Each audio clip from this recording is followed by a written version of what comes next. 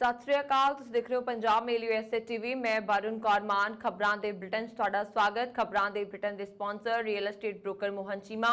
Real estate दी दुनिया च मन्ने अपने नाम पेश ने। पहलां चुणवीआं खबरां।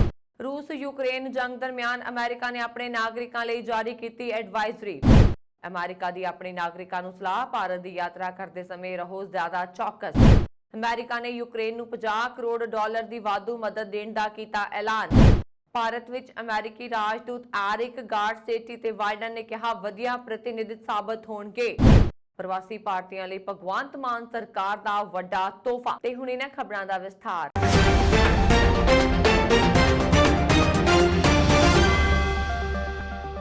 रूसी फौज ਵੱਲੋਂ यूक्रेन ਵਿੱਚ ਰਹਿ ਰਹੇ ਅਮਰੀਕੀ ਨਾਗਰਿਕਾਂ ਦੀ ਪਛਾਣ ਕਰਕੇ ਉਹਨਾਂ ਨੂੰ ਹਿਰਾਸਤ ਵਿੱਚ ਲੈਣ ਦੀਆਂ ਰਿਪੋਰਟਾਂ ਆਉਣ ਤੋਂ ਬਾਅਦ ਬੁੱਧਵਾਰ ਨੂੰ ਅਮਰੀਕਾ ਨੇ ਆਪਣੇ ਨਾਗਰਿਕਾਂ ਨੂੰ ਤੁਰੰਤ ਯੂਕਰੇਨ ਛੱਡਣ ਦੀ ਅਪੀਲ ਕੀਤੀ ਹੈ। ਯੂਕਰੇਨ ਵਿੱਚ ਅਮਰੀਕੀ ਦੂਤਘਰ ਦੇ ਅਨੁਸਾਰ ਯੂਕਰੇਨ ਵਿੱਚ ਰਹਿ ਰਹੇ ਅਮਰੀਕੀ ਨਾਗਰਿਕਾਂ ਨੂੰ ਆਪਣੀ ਸੁਰੱਖਿਆ ਦਾ ਖਿਆਲ ਰੱਖਦੇ ਹੋਏ ਤੁਰੰਤ ਇੱਥੋਂ ਚਲੇ ਜਾਣਾ ਚਾਹੀਦਾ ਹੈ। ਇਸ ਲਈ ਉਹ ਵਪਾਰਕ ਜਾਂ ਕਿਸੇ ਹੋਰ ਨਿੱਜੀ ਆਵਾਜਾਈ ਦੇ ਸਾਧਨਾਂ ਦੀ ਵਰਤੋਂ ਕਰ ਸਕਦੇ ਨੇ। ਇਸ ਤੋਂ ਇਲਾਵਾ ਯੂਕਰੇਨ ਵਿੱਚ ਚੱਲ ਰਹੇ ਯੁੱਧ ਅਪਰਾਧ ਤੇ ਸਿਵਲ ਅਸ਼ਾਂਤੀ ਦੇ ਮੱਦੇਨਜ਼ਰ ਅਮਰੀਕੀ ਨਾਗਰਿਕਾਂ ਨੂੰ ਵੀ ਜ਼ਿਆਦਾ ਸਾਵਧਾਨੀ ਵਰਤਣ ਦੀ ਅਪੀਲ ਕੀਤੀ ਹੈ। ਉਹਨਾਂ ਨੇ ਕਿਹਾ ਕਿ ਯੂਕਰੇਨ ਵਿੱਚ ਚੱਲ ਰਹੀ ਜੰਗ ਦੀ ਸਥਿਤੀ ਅਤੇ ਇੱਥੇ ਰੂਸੀ ਸਰਕਾਰ ਦੇ ਸੁਰੱਖਿਆ ਅਧਿਕਾਰੀਆਂ ਦੁਆਰਾ ਅਮਰੀਕੀਆਂ ਦੀ ਪਛਾਣ ਕੀਤੇ ਜਾਣ ਕਾਰਨ ਅਮਰੀਕੀ ਨਾਗਰਿਕਾਂ ਨੂੰ ਯੂਕਰੇਨ ਦੀ ਯਾਤਰਾ ਕਰਨ ਤੋਂ ਬਚਣਾ ਚਾਹੀਦਾ ਹੈ। ਯੂਕਰੇਨ ਵਿੱਚ ਰੂਸੀ ਬਲਾਂ ਦੁਆਰਾ ਅਮਰੀਕੀ ਨਾਗਰਿਕਾਂ ਦੀ ਪਛਾਣ ਕੀਤੇ ਜਾਣ ਅਤੇ ਹਿਰਾਸਤ ਵਿੱਚ ਲਏ ਜਾਣ ਦੀਆਂ ਰਿਪੋਰਟਾਂ ਅਕਸਰ ਸਾਹਮਣੇ ਆ ਰਹੀਆਂ ਨੇ ਜਦੋਂ ਉਹ ਜ਼ਮੀਨੀ ਰਸਤੇ ਰੂਸ ਦੇ ਕਬਜ਼ੇ ਵਾਲੇ ਖੇਤਰਾਂ ਜਾਂ ਰੂਸ ਜਾਂ ਬੈਲਾਰੂਸ ਰਾਹੀਂ ਦੇਸ਼ ਛੱਡਣ ਦੀ ਕੋਸ਼ਿਸ਼ ਕਰ ਰਹੇ ਹਨ। ਅਮਰੀਕਾ ਨੇ ਮੰਗਲਵਾਰ ਨੂੰ ਇੱਕ ਨਵੀਂ ਯਾਤਰਾ ਸਲਾਹ ਵਿੱਚ ਆਪਣੇ ਨਾਗਰਿਕਾਂ ਨੂੰ ਭਾਰਤ ਦੀ ਯਾਤਰਾ ਕਰਦੇ ਸਮੇਂ ਜ਼ਿਆਦਾ ਚੌਕਸ ਰਹਿਣ ਦੀ ਅਪੀਲ ਕੀਤੀ ਹੈ ਅਤੇ ਉਹਨਾਂ ਨੂੰ ਜੰਮੂ ਕਸ਼ਮੀਰ ਅਤੇ ਭਾਰਤ ਪਾਕਿਸਤਾਨ ਸਰਹੱਦ ਦੇ 10 ਕਿਲੋਮੀਟਰ ਦੇ ਘੇਰੇ ਵਿੱਚ ਨਾ ਜਾਣ ਦੀ ਸਲਾਹ ਵੀ ਦਿੱਤੀ ਹੈ। ਅਮਰੀਕਾ ਦੇ ਵਿਦੇਸ਼ ਮੰਤਰਾਲਾ ਨੇ ਇੱਕ ਨਵੀਂ ਯਾਤਰਾ ਸਲਾਹ ਵਿੱਚ ਕਿਹਾ ਕਿ ਅਪਰਾਧ ਅਤੇ ਅੱਤਵਾਦ ਕਾਰਨ ਭਾਰਤ ਨੂੰ ਲੈ ਕੇ ਚੌਕਸੀ ਵਧਾਈ ਗਈ ਹੈ। ਮੰਤਰਾਲਾ ਨੇ ਕਿਹਾ ਕਿ ਭਾਰਤ ਦੀ ਯਾਤਰਾ ਦੇ ਜੋਖਿਮ ਪੱਧਰ ਨੂੰ ਘੱਟ ਕਰਦੇ ਹੋਏ ਪੱਧਰ 3 ਤੋਂ ਪੱਧਰ 2 ਕੀਤਾ ਜਾ ਰਿਹਾ। ਅਮਰੀਕਾ ਵੱਲੋਂ ਆਖਰੀ ਯਾਤਰਾ ਸਲਾਹ 25 ਜਨਵਰੀ ਨੂੰ ਜਾਰੀ ਕੀਤੀ ਗਈ ਸੀ। ਰੋਗ ਕੰਟਰੋਲ ਅਤੇ ਰੋਕਥਾਮ ਕੇਂਦਰ ਨੇ ਇੱਕ ਦਿਨ ਪਹਿਲਾਂ ਹੀ ਭਾਰਤ ਵਿੱਚ ਕੋਵਿਡ-19 ਦੇ ਘੱਟ ਹੁੰਦੇ ਮਾਮਲਿਆਂ ਦੇ ਮੱਦੇਨਜ਼ਰ ਉਸ ਦੇ ਲਈ ਪੱਧਰ 1 ਦਾ ਟਰੈਵਲ ਹੈਲਥ ਨੋਟਿਸ ਜਾਰੀ ਕੀਤਾ ਸੀ। ਦੋਵੇਂ ਸਲਾਹਾਂ ਇਸ ਗੱਲ ਵੱਲ ਇਸ਼ਾਰਾ ਕਰਦੀਆਂ ਨੇ ਕਿ ਅਮਰੀਕਾ ਨੂੰ ਲੱਗਦਾ ਹੈ ਕਿ ਭਾਰਤ ਵਿੱਚ ਹਾਲਾਤ ਹੁਣ ਆਮ ਹੋ ਰਹੇ ਨੇ। ਜੰਮੂ ਕਸ਼ਮੀਰ ਅਤੇ ਭਾਰਤ ਪਾਕਿਸਤਾਨ ਸਰਹੱਦ ਤੇ ਉਸ ਦਾ ਸਟੈਂਡ ਹਾਲਾਂਕਿ ਉਹੀ ਬਣਿਆ ਹੋਇਆ ਹੈ ਜਿੱਥੇ ਉਹ ਆਪਣੇ ਨਾਗਰਿਕਾਂ ਨੂੰ ਯਾਤਰਾ ਨਾ ਕਰਨ ਦੀ ਸਲਾਹ ਦੇ ਰਿਹਾ ਹੈ। ਅਮਰੀਕਾ ਨੇ ਰੂਸੀ ਫੌਜ ਦੇ ਹਮਲਿਆਂ ਦਾ ਸਾਹਮਣਾ ਕਰ ਰਹੇ ਯੂਕਰੇਨ ਨੂੰ 50 ਕਰੋੜ ਡਾਲਰ ਦੀ ਵਾਧੂ ਸਹਾਇਤਾ ਦੇਣ ਦਾ ਐਲਾਨ ਕੀਤਾ ਹੈ। ਅਮਰੀਕਾ ਦੇ ਰਾਸ਼ਟਰਪਤੀ ਜੋ ਬਾਈਡਨ ਨੇ ਯੂਕਰੇਨ ਦੇ ਰਾਸ਼ਟਰਪਤੀ ਵਲਾਦੀਮੀਰ ਜ਼ੈਲੈਂਸਕੀ ਨਾਲ ਬੁੱਧਵਾਰ ਨੂੰ 55 ਮਿੰਟ ਤੱਕ ਫੋਨ ਤੇ ਗੱਲਬਾਤ ਕੀਤੀ। ਇਸ ਦੌਰਾਨ ਬਾਈਡਨ ਨੇ ਉਹਨਾਂ ਨੂੰ ਕਿਹਾ ਕਿ ਵਾਧੂ ਮਦਦ ਜਲਦ ਪਹੁੰਚਾਈ ਜਾਏਗੀ। ਵਾਈਟ ਹਾਊਸ ਮੁਤਾਬਕ ਦੋਵਾਂ ਨੇਤਾਵਾਂ ਨੇ ਯੂਕਰੇਨ ਨੂੰ ਪਹਿਲ ਦਿੱਤੀ ਜਾ ਰਹੀ ਸੁਰੱਖਿਆ ਸਹਾਇਤਾ ਅਤੇ ਹਾਲਾਤ ਦੇ ਬਾਰੇ ਵਿੱਚ ਚਰਚਾ ਕੀਤੀ। ਜ਼ੈਲੈਂਸਕੀ ਨੇ ਬਾਈਡਨ ਪ੍ਰਸ਼ਾਸਨ ਅਤੇ ਹੋਰ ਪੱਛਮੀ ਦੇਸ਼ਾਂ ਨੂੰ ਯੂਕਰੇਨ ਨੂੰ ਫੌਜੀ ਲੜਾਕੂ ਜਹਾਜ਼ ਪ੍ਰਦਾਨ ਕਰਨ ਦੀ ਅਪੀਲ ਕੀਤੀ ਹੈ। ਹਾਲਾਂਕਿ ਅਮਰੀਕਾ ਅਤੇ ਉੱਤਰ ਅਟਲਾਂਟਿਕ ਸੰਧੀ ਸੰਗਠਨ ਹੋਰ ਦੇਸ਼ ਹੁਣ ਤੱਕ ਉਸ ਨੂੰ ਬੇਨਤੀ ਨੂੰ ਸਵੀਕਾਰ ਕਰਨ ਦੇ ਚਾਹਵਾਨ ਨਹੀਂ ਹਨ ਕਿਉਂਕਿ ਇਸ ਨਾਲ ਜੰਗ ਦਾ ਦਾਇਰਾ ਹੋਰ ਫੈਲ ਸਕਦਾ ਹੈ। ਭਾਰਤ ਵਿੱਚ ਅਮਰੀਕਾ ਦੇ ਅਗਲੇ ਰਾਜਦੂਤ ਵੱਲੋਂ ਲਾਸ ਏਂਜਲਸ ਦੇ ਮੇਅਰ ਐਰਿਕ ਗਾਰੇਸਟੀ ਦੇ ਨਾਂ ਨੂੰ ਲੈ ਕੇ ਫਿਲਹਾਲ ਸੰਦੇਹ ਪੈਦਾ ਹੋ ਗਿਆ ਹੈ। ਪਰ ਬਾਈਡਨ ਗਾਰੇਸਟੀ ਤੇ ਪੂਰਾ ਭਰੋਸਾ ਰੱਖਣ ਵਾਲੇ ਰਾਸ਼ਟਰਪਤੀ ਦਾ ਮੰਨਣਾ ਹੈ ਕਿ ਉਹ ਭਾਰਤ ਵਿੱਚ ਸ਼ਾਨਦਾਰ ਪ੍ਰਤੀਨਿਧਿ ਸਾਬਤ ਹੋਣਗੇ। ਵਾਈਟ ਹਾਊਸ ਦੇ ਅਨੁਸਾਰ ਰਾਸ਼ਟਰਪਤੀ ਗਾਰੇਸਟੀ ਦੇ ਨਾਮ ਦੇ ਦੁਆਲੇ ਦੀਆਂ ਸੰਭਾਵਨਾਵਾਂ ਬਾਰੇ ਵਿਸ਼ਵਾਸ ਪ੍ਰਗਟ ਕਰਨਾ ਜਾਰੀ ਰੱਖਦੇ ਹਨ। ਵਾਈਟ ਹਾਊਸ ਦੇ ਸੰਚਾਰ ਨਿਰਦੇਸ਼ਕ ਕੇਟ ਬੈਡਿੰਗਫੀਲਡ ਨੇ ਬੁੱਧਵਾਰ ਨੂੰ ਪੱਤਰਕਾਰਾਂ ਨੂੰ ਕਿਹਾ ਰਾਸ਼ਟਰਪਤੀ ਨੂੰ ਮੇਅਰ ਗਾਰੇਸਟੀ ਤੇ ਭਰੋਸਾ ਹੈ ਤੇ ਉਹ ਉਹਨਾਂ ਦਾ ਮੰਨਣਾ ਹੈ ਕਿ ਭਾਰਤ ਵਿੱਚ ਇੱਕ ਸ਼ਾਨਦਾਰ ਪ੍ਰਤੀਨਿਧੀ ਹੋਣਗੇ। ਇਸ ਦੇ ਨਾਲ ਹੀ ਡੈਮੋਕ੍ਰੇਟਸ ਸਮੇਤ ਕਈ ਸੈਨੇਟਰਾਂ ਨੇ ਇੱਕ ਚੋਟੀ ਦੇ ਸਲਾਹਕਾਰ ਦੇ ਖਿਲਾਫ ਜਿਨਸੀ ਸ਼ੋਸ਼ਣ ਤੇ ਪਰੇਸ਼ਾਨੀ ਦੇ ਦੋਸ਼ਾਂ ਨੂੰ ਲੈ ਕੇ ਚਿੰਤਾ ਜ਼ਾਹਿਰ ਕੀਤੀ ਹੈ। ਬੈਲਡਿੰਗਫੀਲਡ ਨੇ ਕਿਹਾ ਅਸੀਂ ਦੂਜੇ ਸੈਨੇਟਰਾਂ ਦੇ ਨਾਲ ਲਗਾਤਾਰ ਸੰਪਰਕ ਵਿੱਚ ਹਾਂ ਤੇ ਗਾਰੇਸਟੀ ਦੀ ਨਾਮਜ਼ਦਗੀ ਲਈ ਦੋ ਪੱਖੀ ਸਮਰਥਨ ਪ੍ਰਾਪਤ ਕਰਨ ਲਈ ਕੰਮ ਕਰ ਰਹੇ ਹਾਂ। ਸਾਡਾ ਮੰਨਣਾ ਹੈ ਕਿ ਗਾਰੇਸਟੀ ਨੂੰ ਸੈਨੇਟ ਵਿੱਚ ਤੇਜ਼ੀ ਨਾਲ ਵੋਟ ਮਿਲਣੀ ਚਾਹੀਦੀ ਹੈ। ਜਰਮਨੀ ਅਤੇ ਪਾਕਿਸਤਾਨ ਵਿੱਚ ਰਾਜਦੂਤ ਵਜੋਂ ਸੇਵਾ ਕਰਨ ਲਈ ਨਾਮਜ਼ਦ ਵਿਅਕਤੀਆਂ ਦੇ ਨਾਲ ਗਾਰੇਸਟੀ ਦਸੰਬਰ ਵਿੱਚ ਸੈਨੇਟ ਦੀ ਵਿਦੇਸ਼ੀ ਸੰਬੰਧਾਂ ਦੀ ਕਮੇਟੀ ਦੇ ਸਾਹਮਣੇ ਸੁਣਵਾਈ ਲਈ ਪੇਸ਼ ਹੋਈ ਸੀ, ਜਿਸ ਤੋਂ ਬਾਅਦ ਕਮੇਟੀ ਦੇ ਨਾਮਜ਼ਦਗੀ ਸੰਬੰਧੀ ਫੈਸਲਾ ਜਨਵਰੀ ਤੱਕ ਵਧਾ ਦਿੱਤਾ ਸੀ। ਪਰ ਜਦੋਂ ਪੂਰੀ ਸੈਨੇਟ ਨੇ ਫਰਵਰੀ ਤੇ ਮਾਰਚ ਵਿੱਚ ਕ੍ਰਮਵਾਰ ਜਰਮਨੀ ਤੇ ਪਾਕਿਸਤਾਨ ਵਿੱਚ ਰਾਜਦੂਤਾਂ ਦੀ ਪੁਸ਼ਟੀ ਕੀਤੀ ਤਾਂ ਗਾਰੇਸਟੀ ਦੀ ਨਾਮਜ਼ਦਗੀ ਨੂੰ ਵੋਟ ਨਹੀਂ ਮਿਲੀ। ਰਿਪਬਲਿਕਨ ਸੇਨ ਚੱਕ ਗ੍ਰਹਾਲੇ ਅਤੇ ਸੇਨ ਜੂਨੀ ਅਰਨਸਟ ਨੇ ਗਾਰੇਸਟੀ ਦੀ ਨਾਮਜ਼ਦਗੀ ਨੂੰ ਰੋਕ ਦਿੱਤਾ ਸੀ। ਦਰਅਸਲ ਗ੍ਰਾਸਲੇ ਦਾ ਦਫ਼ਤਰ ਇਹਨਾਂ ਦੋਸ਼ਾਂ ਦੀ ਜਾਂਚ ਕਰ ਰਿਹਾ ਹੈ ਕਿ ਮੇਅਰ ਦੇ ਆਪਣੇ ਦਫ਼ਤਰ ਵਿੱਚ ਜਿਨਸੀ ਸ਼ੋਸ਼ਣ ਨੂੰ ਨਜ਼ਰਅੰਦਾਜ਼ ਕੀਤਾ। ਸੈਨੇਟ ਦੇ ਡੈਮੋਕ੍ਰੇਟਸ ਰਿਪਬਲਿਕਨ ਵੋਟਾਂ ਤੋਂ ਬਿਨਾਂ ਗਾਰੇਸਟੀ ਦੀ ਨਾਮਜ਼ਦਗੀ ਦੀ ਪੁਸ਼ਟੀ ਕਰ ਸਕਦੇ ਨੇ, ਬਸ਼ਰਤੇ ਉਸ ਨੂੰ ਸਾਰੇ 50 ਡੈਮੋਕ੍ਰੈਟਿਕ ਸੈਨੇਟਰਾਂ ਦੇ ਨਾਲ ਉਪ ਰਾਸ਼ਟਰਪਤੀ ਕਮਲਾ ਹੈਰਿਸ ਦੀ ਟਾਈ ਬ੍ਰੇਕਿੰਗ ਵੋਟ ਦਾ ਸਮਰਥਨ ਹੋਵੇ। ਗਾਰੇਸਟੀ ਨੇ ਹਮੇਸ਼ਾ ਆਪਣੇ ਸਾਬਕਾ ਸਲਾਹਕਾਰ ਦੁਆਰਾ ਕਿਸੇ ਵੀ ਕਥਿਤ ਪਰੇਸ਼ਾਨੀ ਬਾਰੇ ਜਾਣਨ ਤੋਂ ਇਨਕਾਰ ਕੀਤਾ ਹੈ। ਪੰਜਾਬ ਵਿੱਚ ਪਹਿਲੀ ਵਾਰ ਪ੍ਰਵਾਸੀ ਭਾਰਤੀਆਂ ਦੇ ਲਈ ਵਿਸ਼ੇਸ਼ ਅਦਾਲਤਾਂ ਦਾ ਗਠਨ ਕੀਤਾ ਜਾਏਗਾ। ਪੰਜਾਬ ਸਰਕਾਰ ਵਿਦੇਸ਼ ਵਿੱਚ ਰਹਿਣ ਵਾਲੇ ਲੋਕਾਂ ਦੇ ਮਾਮਲੇ ਦੇ ਨਿਪਟਾਰੇ ਲਈ ਪੰਜਾਬ ਦੇ 4 ਜ਼ਿਲ੍ਹਿਆਂ ਵਿੱਚ ਵਿਸ਼ੇਸ਼ ਅਦਾਲਤਾਂ ਖੋਲ੍ਹਣ ਜਾ ਰਹੀ ਹੈ। ਨਾਲ ਹੀ ਹਰ ਜ਼ਿਲ੍ਹੇ ਵਿੱਚ ਨੋਡਲ ਅਧਿਕਾਰੀ ਵੀ ਤਾਇਨਾਤ ਕਰੇਗੀ। ਜ਼ਿਲ੍ਹੇ ਦੇ ਡੀਸੀ ਨੂੰ ਨੋਡਲ ਅਧਿਕਾਰੀ ਰੋਜ਼ਾਨਾ ਆਪਣੇ ਕੰਮਾਂ ਦੀ ਰਿਪੋਰਟ ਦੇਣਗੇ। ਯੂਕਰੇਨ ਤੇ ਰੂਸੀ ਹਮਲਾ ਸ਼ੁਰੂ ਹੋਣ ਤੋਂ ਤੁਰੰਤ ਬਾਅਦ ਸਰਕਾਰ ਅਤੇ ਫੌਜੀ ਏਜੰਸੀਆਂ ਵੱਲੋਂ ਵਰਤੇ ਕੀਤੇ ਜਾਣ ਵਾਲੇ ਸੈਟੇਲਾਈਟ ਨੈਟਵਰਕ ਤੇ ਹੋਏ ਸਾਈਬਰ ਹਮਲੇ ਕਾਰਨ ਯੂਰੋਪੀਅਨ ਦੇਸ਼ਾਂ ਦੇ ਹਜ਼ਾਰਾਂ ਲੋਕਾਂ ਦੇ ਬ੍ਰੌਡਬੈਂਡ ਇੰਟਰਨੈਸ਼ਨਲ ਕਨੈਕਸ਼ਨ ਪ੍ਰਭਾਵਿਤ ਹੋਏ ਸਨ। ਉਪਗ੍ਰਹਿ ਦੀ ਮਲਕੀਅਤ ਵਾਲੀ ਕੰਪਨੀ ਨੇ ਬੁੱਧਵਾਰ ਨੂੰ ਇਹ ਖੁਲਾਸਾ ਕੀਤਾ। ਅਮਰੀਕਾ ਦੀ ਕੰਪਨੀ ਵਾਇਆਸੈਟ ਨੇ ਇਸ ਗੱਲ ਦਾ ਵੀ ਖੁਲਾਸਾ ਕੀਤਾ ਕਿ ਕਿਸ ਤਰ੍ਹਾਂ ਸਾਈਬਰ ਹਮਲੇ ਨੂੰ ਅੰਜਾਮ ਦਿੱਤਾ ਗਿਆ, ਜੋ ਹੁਣ ਤੱਕ ਕਿਸੇ ਵੀ ਯੁੱਧ ਦੌਰਾਨ ਕੀਤਾ ਗਿਆ ਸਭ ਤੋਂ ਵੱਡਾ ਸਾਈਬਰ ਹਮਲਾ ਹੈ। ਕੰਪਨੀ ਨੇ ਇਸ ਹਮਲੇ ਦੇ ਵਿਆਪਕ ਪ੍ਰਭਾਵ ਦੇ ਬਾਰੇ ਵਿੱਚ ਵੀ ਜਾਣਕਾਰੀ ਸਾਂਝੀ ਕੀਤੀ ਹੈ। ਕੰਪਨੀ ਮੁਤਾਬਕ ਇਸ ਹਮਲੇ ਕਾਰਨ ਪੋਲੈਂਡ ਤੋਂ ਲੈ ਕੇ ਫਰਾਂਸ ਤੱਕ ਦੇ ਇੰਟਰਨੈਟ ਉਪਭੋਗਤਾ ਪ੍ਰਭਾਵਿਤ ਹੋਏ ਹਨ। ਹਾਲਾਂਕਿ ਕੰਪਨੀ ਨੇ ਆਪਣੇ ਬਿਆਨ ਵਿੱਚ ਇਸ ਗੱਲ ਦੀ ਜਾਣਕਾਰੀ ਸਾਂਝੀ ਨਹੀਂ ਕੀਤੀ ਕਿ ਇਸ ਹਮਲੇ ਲਈ ਕੌਣ ਜ਼ਿੰਮੇਵਾਰ ਸੀ, ਜਦਕਿ ਯੂਕਰੇਨ ਦੇ ਅਧਿਕਾਰੀਆਂ ਨੇ ਰੂਸੀ ਹੈਕਰਾਂ ਤੇ ਸਾਈਬਰ ਹਮਲੇ ਨੂੰ ਅੰਜਾਮ ਦੇਣ ਦਾ ਦੋਸ਼ ਲਗਾਇਆ ਹੈ। ਪਾਕਿਸਤਾਨ ਦੇ ਜ਼ਿਲ੍ਹਾ ਨਾਰੋਵਾਲ ਸਥਿਤ ਗੁਰਦੁਆਰਾ ਸ੍ਰੀ ਕਰਤਾਰਪੁਰ ਸਾਹਿਬ ਦੇ ਦਰਸ਼ਨਾਂ ਲਈ ਜਾਣ ਦੇ ਇੱਛੁਕ ਭਾਰਤੀ ਪਾਸਪੋਰਟ ਧਾਰਕ ਅਤੇ OCI ਯਾਨੀ ਕਿ Overseas citizens of India card ਧਾਰਕ 1 ਤੋਂ 12 ਅਪ੍ਰੈਲ ਤੱਕ ਆਨਲਾਈਨ ਅਪਲਾਈ ਨਹੀਂ ਕਰ ਸਕਣਗੇ। ਭਾਰਤ ਸਰਕਾਰ ਦੇ ਗ੍ਰਹਿ ਮੰਤਰਾਲੇ ਦੀ ਵੈਬਸਾਈਟ ਤੇ ਉਕਤ ਤਰੀਕਾਂ ਨੂੰ ਲੌਕ ਕੀਤਾ ਗਿਆ, ਜਿਸ ਕਾਰਨ ਯਾਤਰੂ ਪਾਕਿਸਤਾਨ ਜਾਣ ਲਈ 13 ਅਪ੍ਰੈਲ ਜਾਂ ਇਸ ਤੋਂ ਬਾਅਦ ਦੇ ਦਿਨਾਂ ਦੀ ਹੀ ਚੋਣ ਕਰ ਸਕਦੇ ਹਨ। ਦੱਸਣਯੋਗ ਹੈ ਕਿ ਭਾਰਤੀ ਗ੍ਰਹਿ ਮੰਤਰਾਲਾ ਵੱਲੋਂ ਜਾਰੀ ਨਿਯਮਾਂ ਮੁਤਾਬਕ ਯਾਤਰਾ ਤੇ ਜਾਣ ਲਈ ਘੱਟੋ-ਘੱਟ 10 ਦਿਨ ਪਹਿਲਾਂ ਆਨਲਾਈਨ ਅਪਲਾਈ ਕਰਨਾ ਹੁੰਦਾ ਹੈ ਅਤੇ ਅਪਲਾਈ ਕਰਨ ਉਪਰੰਤ ਪੁਲਿਸ ਜਾਂਚ ਹੋਣ ਦੇ ਬਾਅਦ ਯਾਤਰੂਆਂ ਦੇ ਨਾਵਾਂ ਦੀ ਸੂਚੀ ਪਾਕਿਸਤਾਨ ਗ੍ਰਹਿ ਮੰਤਰਾਲਾ ਨੂੰ ਭੇਜੀ ਜਾਂਦੀ ਹੈ। ਇਸ ਤੋਂ ਬਾਅਦ ਪਾਕਿਸਤਾਨ ਵੱਲੋਂ ਹਰੀ ਝੰਡੀ ਮਿਲਣ ਦੇ ਬਾਅਦ ਹੀ ਯਾਤਰੂਆਂ ਦਾ ਪਰਮਿਟ ਭਾਵ ETA electronic travel authorization form upload ਕੀਤਾ ਜਾਂਦਾ ਹੈ। ਇੱਕ ਟ੍ਰੈਫਿਕ ਸਟਾਪ ਤੇ ਸ਼ੱਕੀ ਵਿਅਕਤੀ ਤੇ ਪੁਲਿਸ ਅਫਸਰਾਂ ਵਿਚਾਲੇ ਚੱਲੀਆਂ ਗੋਲੀਆਂ ਦੌਰਾਨ ਸ਼ਿਕਾਗੋ ਪੁਲਿਸ ਦੇ 2 ਅਫਸਰ ਜ਼ਖਮੀ ਹੋ ਗਏ। ਇੱਕ ਪੁਲਿਸ ਅਫਸਰ ਦੇ ਗਿੱਟੇ ਤੇ ਲੱਤ ਉੱਪਰ ਸੱਟ ਲੱਗੀ ਹੈ, ਜਦਕਿ ਦੂਸਰੇ ਪੁਲਿਸ ਅਫਸਰ ਦੇ ਹੱਥ ਉੱਪਰ ਗੋਲੀ ਵੱਜੀ ਹੈ। ਪੁਲਿਸ ਵੱਲੋਂ ਕੀਤੀ ਜਵਾਬੀ ਕਾਰਵਾਈ ਵਿੱਚ ਸ਼ੱਕੀ ਵਿਅਕਤੀ ਗੰਭੀਰ ਰੂਪ ਵਿੱਚ ਜ਼ਖਮੀ ਹੋ ਗਿਆ। ਸ਼ਿਕਾਗੋ ਦੇ ਪੁਲਿਸ ਸੁਪਰਡੈਂਟ ਡੇਵਿਡ ਬਰਾਊਨ ਨੇ ਕਿਹਾ ਹੈ ਕਿ ਪੁਲਿਸ ਅਫਸਰਾਂ ਦੇ ਜ਼ਖਮ ਜ਼ਿਆਦਾ ਗੰਭੀਰ ਨਹੀਂ ਨੇ। ਹਾਲਾਂਕਿ ਇੱਕ ਪੁਲਿਸ ਅਫਸਰ ਦੀ ਸਰਜਰੀ ਹੋਈ ਹੈ, ਜਦਕਿ ਦੂਸਰੇ ਅਫਸਰ ਦੇ ਹੱਥ 'ਚੋਂ ਸ਼ਰਾ ਕੱਢ ਦਿੱਤਾ ਗਿਆ ਹੈ। ਸ਼ੱਕੀ ਵਿਅਕਤੀ ਨੂੰ ਗੰਭੀਰ ਹਾਲਾਤ ਵਿੱਚ ਹਸਪਤਾਲ ਲਿਜਾਇਆ ਗਿਆ ਹੈ। ਇਹ ਘਟਨਾ ਰਾਤ ਤਕਰੀਬਨ 9:15 ਦੇ ਆਸ-ਪਾਸ ਉਸ ਵੇਲੇ ਵਾਪਰੀ ਹੈ ਜਦੋਂ ਪੁਲਿਸ ਅਫਸਰ ਆਪਣੀ ਗਸ਼ਤ ਵਾਲੀ ਕਾਰ 'ਚੋਂ ਬਾਹਰ ਨਿਕਲੇ ਤਾਂ ਇੱਕ ਕਾਰ ਦੇ ਡਰਾਈਵਰ ਨੇ ਪੁਲਿਸ ਅਫਸਰਾਂ ਉੱਪਰ ਗੋਲੀ ਚਲਾ ਦਿੱਤੀ, ਜਿਸ ਉਪਰੰਤ ਪੁਲਿਸ ਨੇ ਵੀ ਜਵਾਬੀ ਕਾਰਵਾਈ ਕੀਤੀ। ਸ਼ੱਕੀ ਹਮਲਾਵਰ ਦੇ ਕੋਲੋਂ ਗੰਨਾਂ ਵੀ ਬਰਾਮਦ ਹੋਈਆਂ ਹਨ।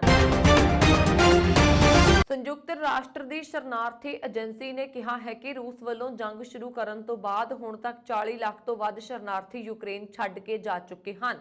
ਏਜੰਸੀ ਮੁਤਾਬਕ ਦੂਜੇ ਵਿਸ਼ਵ ਯੁੱਧ ਤੋਂ ਬਾਅਦ ਇਹ ਸਭ ਤੋਂ ਵੱਡਾ ਸ਼ਰਨਾਰਥੀ ਸੰਕਟ ਹੈ। ਇਸ ਸੰਬੰਧੀ ਨਵੇਂ ਅੰਕੜੇ UNHCR ਵੈਬਸਾਈਟ ਤੇ ਪਾਏ ਗਏ ਨੇ। ਹੁਣ ਤੱਕ 23 ਲੱਖ ਤੋਂ ਵੱਧ ਲੋਕ ਪੋਲੈਂਡ ਪੁੱਜ ਚੁੱਕੇ ਨੇ, ਪਰ ਕਈ ਹੋਰ ਮੁਲਕਾਂ ਵੱਲ ਜਾ ਰਹੇ ਹਨ ਜਾਂ ਵਾਪਸ ਯੂਕਰੇਨ ਪੁੱਜ ਰਹੇ ਨੇ।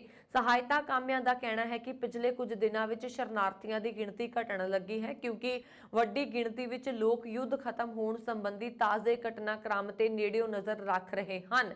ਇੱਕ ਅੰਦਾਜ਼ੇ ਮੁਤਾਬਕ ਲਗਭਗ 65 ਲੱਖ ਲੋਕਾਂ ਨੂੰ ਮੁਲਕ ਵਿੱਚ ਹੀ ਆਪਣੇ ਘਰਾਂ ਨੂੰ ਛੱਡ ਕੇ ਦੂਜੀਆਂ ਥਾਵਾਂ ਤੇ ਜਾਣਾ ਪੈ ਰਿਹਾ ਹੈ। ਸਰਕਾਰਾਂ ਵੱਲੋਂ ਮੁਹੱਈਆ ਕਰਵਾਏ ਅੰਕੜਿਆਂ ਮੁਤਾਬਕ 24 ਫਰਵਰੀ ਤੋਂ ਸ਼ੁਰੂ ਹੋਈ ਜੰਗ ਤੋਂ ਬਾਅਦ ਹੁਣ ਤੱਕ 6 ਲੱਖ 8000 ਲੋਕ ਰੋਮਾਨੀਆ ਵਿੱਚ ਦਾਖਲ ਹੋ ਚੁੱਕੇ ਨੇ, 3,87,000 ਮੋਲਦੋਵਾ ਜਾ ਚੁੱਕੇ ਨੇ ਤੇ ਲਗਭਗ 3,64,000 ਹੰਗਰੀ ਵਿੱਚ ਪੁੱਜ ਗਏ ਨੇ। ਜੰਗ ਸ਼ੁਰੂ ਹੋਣ ਦੇ ਸਮੇਂ ਤੋਂ ਹੀ UNHCR ਨੇ ਭਵਿੱਖਬਾਣੀ ਕੀਤੀ ਸੀ ਕਿ ਲਗਭਗ 40 ਲੱਖ ਲੋਕ ਯੂਕਰੇਨ ਛੱਡ ਕੇ ਜਾ ਸਕਦੇ ਨੇ। ਭਾਵੇਂ ਕਿ ਇਸ ਵੱਲੋਂ ਬਾਰ-ਬਾਰ ਇਹ ਕਿਹਾ ਜਾਂਦਾ ਰਿਹਾ ਹੈ ਕਿ ਇਸ ਵੱਲੋਂ ਇਹਨਾਂ ਭਵਿੱਖਬਾਣੀਆਂ ਦਾ ਮੁੜ ਮੁਲਾਂਕਣ ਕੀਤਾ ਜਾਂਦਾ ਰਿਹਾ ਹੈ।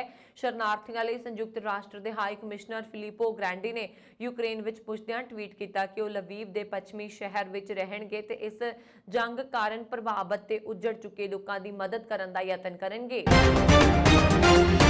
ਸਕਾਟਲੈਂਡ ਵਿੱਚ ਪਿਛਲੇ ਸਾਲ ਆਏ ਤੂਫਾਨ ਅਰਵੇਨ ਨੇ ਵੱਡੇ ਪੱਧਰ ਤੇ ਤਬਾਹੀ ਮਚਾਈ ਸੀ। ਇਸ ਤੂਫਾਨ ਨਾਲ ਵੱਡੀ ਗਿਣਤੀ ਵਿੱਚ ਦਰੱਖਤਾਂ ਦਾ ਵੀ ਨੁਕਸਾਨ ਹੋਇਆ ਸੀ। ਇਸ ਸੰਬੰਧੀ ਮਾਹਿਰਾਂ ਦਾ ਮੰਨਣਾ ਹੈ ਕਿ ਸਕਾਟਲੈਂਡ ਵਿੱਚ ਤੂਫਾਨ ਅਰਵੇਨ ਦੁਆਰਾ ਨੁਕਸਾਨੇ ਗਏ ਦਰੱਖਤਾਂ ਦੀ ਗਿਣਤੀ ਅਸਲ ਅਨੁਮਾਨ ਤੋਂ ਦੁੱਗਣੀ ਹੈ।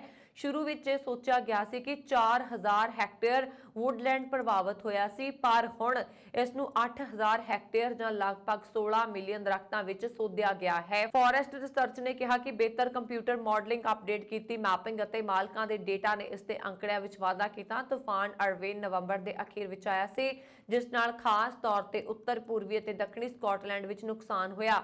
Forestry and land Scotland the team ਤੂਫਾਨ ਦੇ ਨੁਕਸਾਨ ਦੇ ਮਹੱਤਵਪੂਰਨ ਪੱਧਰਾਂ ਨਾਲ ਨਜਿੱਠਣ ਲਈ ਠੇਕੇਦਾਰਾਂ ਨਾਲ ਕੰਮ ਕਰ ਰਹੀ ਹੈ। ਹਾਲਾਂਕਿ ਕੁਝ ਸਥਾਨਾਂ ਦੇ ਮਹੀਨਿਆਂ ਤੱਕ ਪ੍ਰਭਾਵਿਤ ਰਹਿਣ ਦੀ ਸੰਭਾਵਨਾ ਹੈ। ਬਹੁਤ ਸਾਰੇ ਜ਼ਮੀਨ ਮਾਲਕ ਅਜੇ ਵੀ ਜ਼ਮੀਨ ਕਲੀਅਰ ਕਰ ਰਹੇ ਨੇ ਅਤੇ ਇਹ ਕੰਮ ਆਉਣ ਵਾਲੇ ਮਹੀਨਿਆਂ ਤੱਕ ਜਾਰੀ ਰਹੇਗਾ।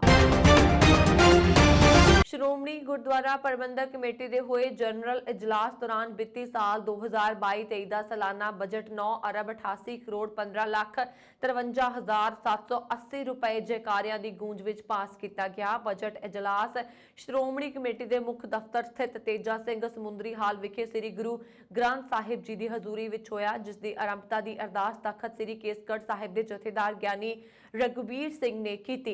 ਇਸ ਮੌਕੇ ਸੱਚਖੰਡ ਸ੍ਰੀ ਹਰਮਿੰਦਰ ਸਾਹਿਬ ਦੇ ਮੁੱਖ ਗ੍ਰੰਥੀ ਸਿੰਘ ਸਾਹਿਬ ਗਿਆਨੀ ਜਗਤਾਰ ਸਿੰਘ, ਸ੍ਰੀ ਅਕਾਲ ਤਖਤ ਸਾਹਿਬ ਦੇ ਜਥੇਦਾਰ ਗਿਆਨੀ ਹਰਪ੍ਰੀਤ ਸਿੰਘ, ਤਖਤ ਸ੍ਰੀ ਕੇਸਗੜ੍ਹ ਸਾਹਿਬ ਦੇ ਜਥੇਦਾਰ ਗਿਆਨੀ ਰਘਬੀਰ ਸਿੰਘ, ਸ਼੍ਰੋਮਣੀ ਕਮੇਟੀ ਦੇ ਪ੍ਰਧਾਨ ਐਡਵੋਕੇਟ ਹਰਜਿੰਦਰ ਸਿੰਘ ਧਾਮੀ ਅਤੇ 101 ਮੈਂਬਰ ਹਾਜ਼ਰ ਸਨ।